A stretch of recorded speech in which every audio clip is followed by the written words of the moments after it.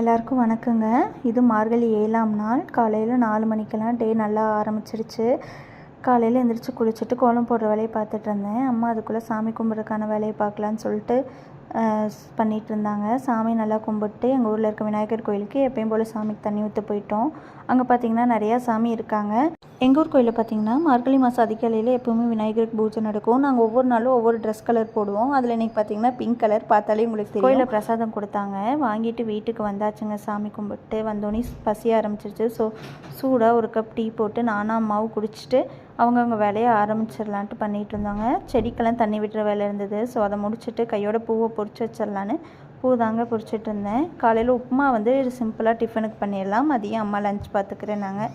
உப்புமா பண்ணுற வேலையை நான் பார்த்துக்கிட்டேன்.